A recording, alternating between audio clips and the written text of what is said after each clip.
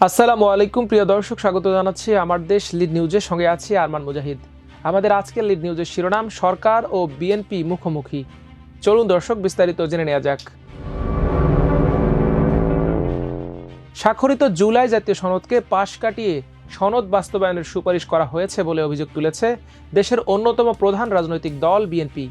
দলটির অভিযোগ, সনদের নোট অব ডিসেন্ট সুস্পষ্টভাবে উল্লেখ থাকলেও বাস্তবায়নের সুপারিশে তা বাদ দেওয়া হয়েছে। প্রস্তাবিত সংবিধান সংস্কার পরিষদের সমালোচনা করে দলটির অভিযোগ, আইয়ুব খানের বেসিক ডেমোক্রেসি ও ইয়াহিয়া খানের লিগ্যাল ফ্রেমওয়ার্ক অর্ডার অনুসরণে এটা করা হয়েছে। গণভোটের সময়কাল নিয়েও বিএনপি আপত্তির কথা জানিয়েছে। বাস্তবায়নের সুপারিশে তীব্র আপত্তি তুলে বিএনপি বলেছে, দু একটি বিশেষ রাজনৈতিক দলকে সুবিধা দিতে জনগণের সঙ্গে প্রতারণা করা হয়েছে। কমিশন রেফারির ভূমিকায় থেকে নিজেই গোল দিয়ে দিয়েছে। অন্তর্বর্তী সরকারের কঠোর সমালোচনা করেছে বিএনপি। অন্তর্বর্তী সরকারকে উদ্দেশ্য করে দলটি বলেছে, সত্যিকার অর্থেই যেটুকু সংস্কার দরকার তা সম্পন্ন করে জনগণের কাছে গ্রহণযোগ্য নির্বাচন দিতে হবে।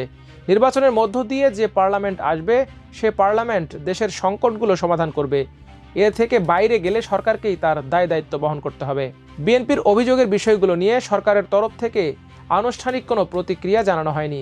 উপদেষ্টা পরিষদে আলোচনার পর এ বিষয়ে সরকার তার অবস্থান জানাবে বলে জানা গেছে। এদিকে ঐকমত্য কমিশন বলেছে, তারা সরকারকে সুপারিশ দিয়েছে, এটি গ্রহণ করা বা না করার এখতিয়ার সরকারের। এছাড়া জাতীয় সংসদ নির্বাচনে জোটভুক্ত দলের প্রতীকে ভোট করার বিধান বাদ দেয়া নিয়েও বিএনপির ঘোরতর আপত্তি রয়েছে। সব মিলিয়ে লন্ডন বৈঠকে অন্তর্বর্তী সরকার ও দেশের অন্যতম প্রধান রাজনৈতিক দল বিএনপির মধ্যে একটা বোঝাপড়ার সম্পর্ক তৈরি হলেও নতুন করে সেই অবস্থানের পরিবর্তন হয়েছে। নির্বাচনের চূড়ান্ত প্রস্তুতির সময়কালে এসে সরকার ও বিএনপি অনেকটাই মুখোমুখি অবস্থানে দাঁড়িয়েছে।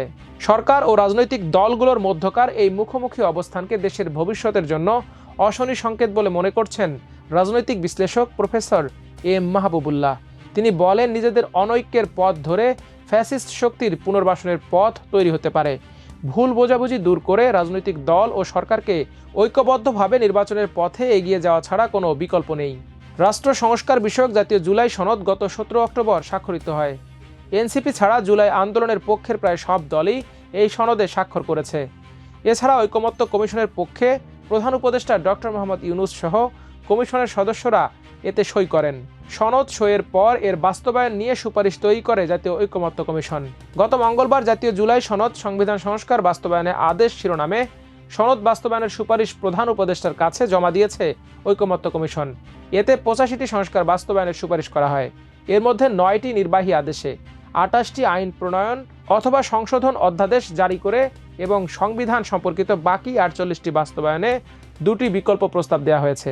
পাশাপাশি আদেশের প্রশ্নে গণভোট ও আগামী জাতীয় সংসদের দ্বৈত ভূমিকা, সংবিধান সংস্কার পরিষদ ও জাতীয় সংসদ পালনের ক্ষমতা দেওয়ার সুপারিশ করা হয়েছে।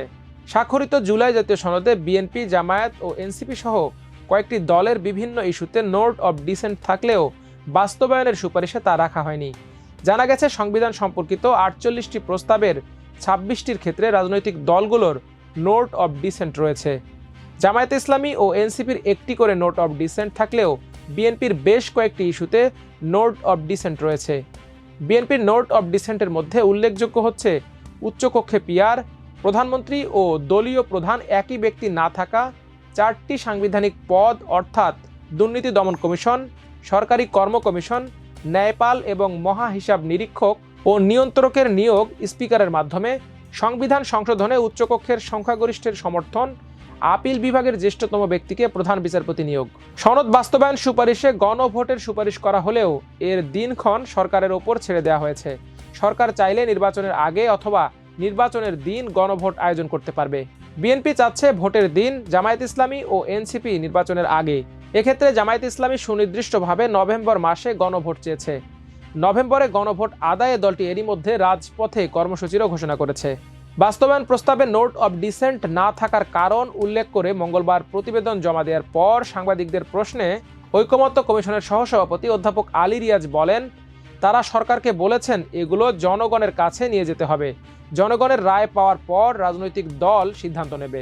নোট অব ডিসেন্টের বিষয়টি বাস্তবায়ন সুপারিশে উল্লেখ না থাকায় জামায়াত ইসলামী ও এনসিপি সহ অন্য দলগুলো খুব একটা প্রতিক্রিয়া না দেখালেও তীব্র ক্ষোভ প্রকাশ করেছে বিএনপি।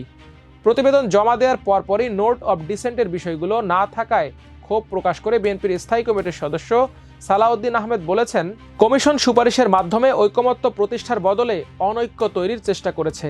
গণভোটের বিষয়টি নিয়ে দলটির স্থায়ী কমিটির সদস্য আমির খসরু মাহমুদ চৌধুরী বলেছেন, জাতীয় নির্বাচন ও গণভোট একই দিনে হবে, এর বাইরে যাওয়ার কোনো সুযোগ নেই। জাতীয় নির্বাচনের আগে গণভোট বিষয়ে বিএনপি একমত নয়। গতকালও বিএনপির ক্ষোভ অব্যাহত ছিল। গতকাল পৃথক দুটি কর্মসূচিতে অংশ নিয়ে বিএনপি মহাসচিব মির্জা ফখরুল ইসলাম আলমগীর ও দলটির স্থায়ী কমিটির সদস্য এবং দলটির পক্ষে সংস্কার কমিশনের বৈঠকে অংশ নেয়া প্রতিনিধি দলের প্রধান সালাউদ্দিন আহমেদ বিষয়টি নিয়ে কথা বলেছেন। মঙ্গলবার রাতে অনুষ্ঠিত দলের স্থায়ী কমিটির বৈঠকেও সনদ বাস্তবায়নের সুপারিশ নিয়ে আপত্তি তোলা হয়েছে। গতকাল জাতীয় প্রেস ক্লাবে এক অনুষ্ঠানে মির্জা ফখরুল ইসলাম আলমগীর বলেন, জুলাই সনদ বাস্তবায়নে জাতীয় ঐকমত্য কমিশনের সুপারিশে নোট অব ডিসেন্ট পুরোপুরি উপেক্ষা করা হয়েছে। এটা ঐক্য হতে পারে না। তাহলে এই কমিশন কেন করা হয়েছিল? তিনি বলেন, জনগণের সঙ্গে একটা প্রতারণা করা হয়েছে, রাজনৈতিক দলগুলোর সঙ্গে এটা প্রতারণা। নোট অব ডিসেন্টগুলো পুরোপুরি উপেক্ষা করা হয়েছে দাবি করে তিনি বলেন, যে বিষয়গুলোতে তারা একমত ছিলেন না সেখানে তারা নোট অব ডিসেন্ট দিয়েছিলেন, তা কমিশনের সুপারিশে লিপিবদ্ধ করার একটা প্রতিশ্রুতি ছিল। কিন্তু অবাক হয়ে তারা লক্ষ্য করলেন সুপারিশে সেই বিষয়গুলো নেই, ইগনোর করা হয়েছে। এটা তো ঐক্য হতে পারে না। এ মুহূর্তে এই অন্তর্বর্তীকালের সময়টা ঐক্যের সময় বলে উল্লেখ করে তিনি বলেন, এখানে ন্যূনতম বিষয়গুলো একমত হয়ে একটা ট্র্যাক ধরা, সেই জায়গাকে বিভক্ত করে ফেলা হচ্ছে। কারা করছেন, কেন করছেন, এটা নিশ্চয়ই সবাই উপলব্ধি করতে পারছেন। বিএনপি মহাসচিব বলেন, একটি কথা তারা খুব পরিষ্কারভাবে বলতে চান, তারা এর আগেও বলেছেন।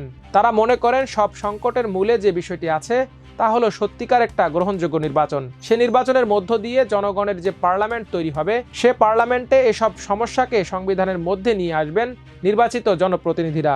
সেভাবে দেশ চলবে। তারা সে কারণেই 5 আগস্টের বিপ্লবের পরেই নির্বাচনের কথা বলেছিলেন। তখন অনেকে বলেছিলেন তারা ক্ষমতা চান, সেজন্য অতি দ্রুত নির্বাচন চাচ্ছেন। আজ প্রমাণিত হচ্ছে এই নির্বাচনটা যত দেরি হচ্ছে তত বেশি সে শক্তিগুলো শক্তিশালী হচ্ছে, ফ্যাসিস্ট শক্তিশালী হচ্ছে। যারা বাংলাদেশকে অস্থিতিশীল দেখতে চায়, এখানে একটা অরাজকতা তৈরি করতে চায়।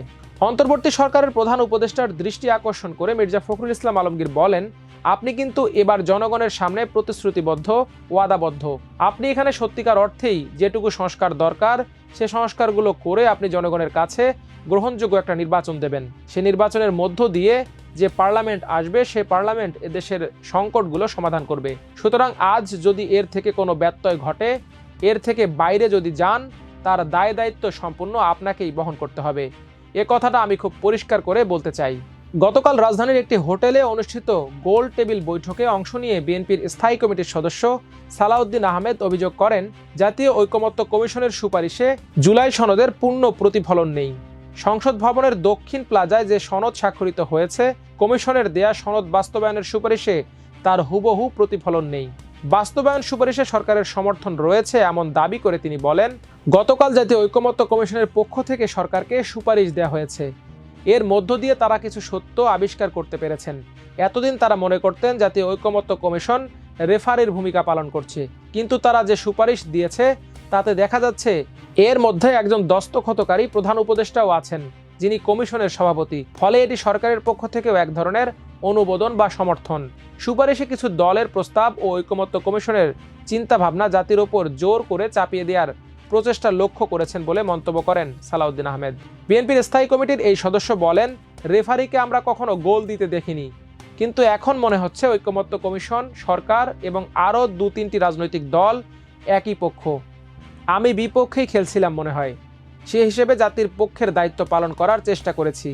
মঙ্গলবার রাতে অনুষ্ঠিত বিএনপির স্থায়ী কমিটির বৈঠকে জুলাই সনদ বাস্তবায়নের সুপারিশ নিয়ে তীব্র ক্ষোভ প্রকাশ করা হয় বলে জানা গেছে। স্থায়ী কমিটি ঐকমত্য কমিশনকে অনৈক্য কমিশন হিসেবে আখ্যায়িত করে বলে বৈঠক সূত্র জানিয়েছে। বৈঠকে বলা হয়, সুপারিশে কমিশন জামায়াত ও এনসিপির কথাই রেখেছে। দুটি দলের এজেন্ডাই প্রতিফলিত হয়েছে। বিএনপি সবচেয়ে বড় স্টেক হোল্ডার হলেও তাদের কোনো কথা রাখা হয়নি। সাংবিধানিক আদেশ, সাংবিধানিক পরিষদ ও 270 দিনের মধ্যে পাশ করার বাধ্যবাধকতারও সমালোচনা করা হয় বৈঠকে। বলা হয়, 1970 সালের সাধারণ নির্বাচনে ইয়াহিয়া খানের লিগ্যাল ফ্রেমওয়ার্ক অর্ডার এবং আইয়ুব খানের বেসিক ডেমোক্রেসির অনুসরণে কমিশন এটা করেছে। তারা LFO, বেসিক ডেমোক্রেসি এগুলো বাংলাদেশে আনার চেষ্টা করছে। বিষয়টিকে নির্বাচন অনুষ্ঠান না করার একটি প্রক্রিয়া বলেও অভিযোগ ওঠে স্থায়ী কমিটির বৈঠকে। এ বিষয়ে জানতে চাইলে বিএনপির স্থায়ী কমিটির সদস্য ইকবাল হাসান মাহমুদ টুকু আমার দেশকে বলেন, বিএনপি সবচেয়ে বড় অংশীজন। বিএনপির যা প্রস্তাব কিছুই রাখা হয়নি, বরং বিএনপি যেগুলো চাননি সেগুলো তারা করছে। ঐকমত্য কমিশন কাজ করেছে অনৈক্য কমিশনের মতো। তিনি আরও বলেন, তারা তো কখনোই নির্বাহী আদেশের পক্ষে নন, কিন্তু তারা তাদের ইচ্ছা মতো করছে। তাদের ইচ্ছা মতোই যদি করবে তাহলে বিএনপিকে না ডাকলেই পারত। এ বিষয়ে জানতে চাইলে জাতীয় ঐকমত্য কমিশনের সহসভাপতি অধ্যাপক আলী রিয়াজ আমার দেশকে বলেন, বিষয়টি বিএনপির নিজস্ব ব্যাপার, তাদের রাজনৈতিক অবস্থান থাকতে পারে, সে অবস্থান থেকে তারা হয়তো মন্তব্য করেছেন। বিএনপি বলেছে নোট অফ ডিসেন্টের বিষয়টি থাকলেও বাস্তবায়ন সনদে তা বাদ দেওয়া হয়েছে। বিষয়টি কেন হয়েছে জানতে চাইলে আলী রিয়াজ কোনো মন্তব্য করতে রাজি হননি। তিনি বলেন, আমরা সরকারের কাছে আমাদের সুপারিশ জমা দিয়েছি, এখন সরকার এ বিষয়ে সিদ্ধান্ত নেবে। সরকার চাইলে যে কোনো সুপারিশ গ্রহণ করতে পারে, আবার নাও করতে পারে। কমিশনের প্রতিবেদন এবং বিএনপির প্রতিক্রিয়া নিয়ে কোনো মন্তব্য করতে রাজি হননি প্রধান উপদেষ্টার প্রেস সচিব শফিকুল আলম। আমার দেশকে দেয়া প্রতিক্রিয়া তিনি বলেন, বিষয়টি নিয়ে এ মুহূর্তে কথা বলতে চাচ্ছি না। প্রতিবেদন উপদেষ্টা পরিষদে উপস্থাপন করা হবে, সেখান থেকে কোনো সিদ্ধান্ত এলে তখন জানাতে পারবো। জুলাই সনদসহ সার্বিক ইস্যুতে সরকার ও রাজনৈতিক দলগুলোর মধ্যকার বিভেদকে দুঃখজনক বলে আখ্যায়িত করেছেন ঢাকা বিশ্ববিদ্যালয়ের অধ্যাপক ও বিশিষ্ট রাজনৈতিক বিশ্লেষক এম মাহবুবুল্লাহ। আমার দেশকে দেয়া প্রতিক্রিয়া তিনি বলেন, গত এক বছরে নানা বাধা বিপত্তি ও ষড়যন্ত্র দেখলেও আশাবাদী ছিলাম, কিন্তু কেন যেন গতকাল থেকে হতাশা বোধ করছি। এতদিন মনে হচ্ছিল নির্বাচনটা সময় মতো হবে, এখন কেন যেন নির্বাচনের পথে অনেক সমস্যার আশঙ্কা করছি। বুঝতে পারছি দেশ অনৈক্য ও সংঘাতের পথে যাচ্ছে। এ সংঘাতের পথ ধরে ফ্যাসিস্ট শক্তি আবারও প্রত্যাবর্তনের পথ সুগম হতে পারে। এ মুহূর্তে রাজনৈতিক দলগুলো ও অন্তর্বর্তী সরকারের মধ্যে দূরত্ব কমিয়ে ঐক্যবদ্ধভাবে নির্বাচনের পথে এগোনো ছাড়া কোনো বিকল্প নেই বলে মন্তব্য করেন এ শিক্ষাবিদ। রাজনৈতিক দলগুলোর উদ্দেশ্য করে তিনি বলেন, রাজনৈতিক দলগুলোকে একে অপরের বিরুদ্ধে সমালোচনার ক্ষেত্রে সীমারেখা টানছি না। কথা বলার ক্ষেত্রে সবার শালীনতা বোধ ও সৌন্দর্যবোধ থাকা উচিত, কিন্তু সেটাও আমাদের লোপ পাচ্ছে। ডক্টর মোহাম্মদ ইউনূসের নেতৃত্বাধীন অন্তর্বর্তী সরকার গত বছরের 8 আগস্ট দায়িত্ব নেওয়ার পর বিএনপি সহ জুলাই আন্দোলনের পক্ষের সব দল ঐক্যবদ্ধভাবে সরকারকে সমর্থন করলেও কিছুদিন যেতে না যেতেই বিএনপি নির্বাচনের দাবিতে সরব হয়ে ওঠে। বিএনপি সহ কয়েকটি দলের অবস্থান ছিল ন্যূনতম সংস্কার করে 2025 সালের ডিসেম্বরের মধ্যে নির্বাচন করতে হবে, তবে জামায়াত ও এনসিপির অবস্থান ছিল আগে সংস্কার করে নির্বাচন করতে হবে। সংস্কারের স্বার্থে নির্বাচন পেছানো হলে তাদের আপত্তি থাকবে না বলে জানিয়েছিল। দুপক্ষের পাল্টাপাল্টি অবস্থানের প্রেক্ষাপটে 2026 সালের প্রথমার্ধে 30 জুনের মধ্যে নির্বাচন করার ঘোষণা দেয় সরকার। এতে ঘোর আপত্তি তোলে বিএনপি সহ সমমনা দলগুলো। পরে অবশ্য আরও একটু এগিয়ে রোজার পর এপ্রিলের প্রথমার্ধে নির্বাচনের ঘোষণা দেন প্রধান উপদেষ্টা। তবে বিএনপি ডিসেম্বরের মধ্যে নির্বাচন অনুষ্ঠানের দাবিতে অনড় থাকে। পরে গত এপ্রিলে প্রধান উপদেষ্টার রাষ্ট্রীয় সফরে লন্ডনে গেলে সেখানে বিএনপির ভারপ্রাপ্ত চেয়ারম্যান তারেক রহমানের সঙ্গে বৈঠক হয়। ওই বৈঠকে রোজার আগে ফেব্রুয়ারির প্রথমার্ধে ভোট অনুষ্ঠানের বিষয়ে একটি সিদ্ধান্ত আসে। একই সঙ্গে সরকারের সংস্কার কার্যক্রম এগিয়ে নিতে বিএনপির সহযোগিতা অব্যাহত রাখার প্রতিশ্রুতি দেওয়া হয়। ওই সিদ্ধান্তের বিষয়ে জামায়াত ও এনসিপি প্রথমে আপত্তি জানালেও সংস্কার কার্যক্রম সম্পন্ন হওয়া শর্তে তারা ফেব্রুয়ারিতে ভোটে সম্মতি জানায়। এরপর থেকে সংস্কার কার্যক্রম স্বাভাবিক গতিতে এগিয়ে গেলেও সবশেষ সংস্কার প্রস্তাবগুলো বাস্তবায়নের সুপারিশ নিয়ে নতুন করে জটিলতা তৈরি হলো। দর্শক, আজ পর্যন্তই। সবাই ভালো থাকুন, সুস্থ থাকুন আমার দেশের সঙ্গে। আল্লাহ হাফেজ।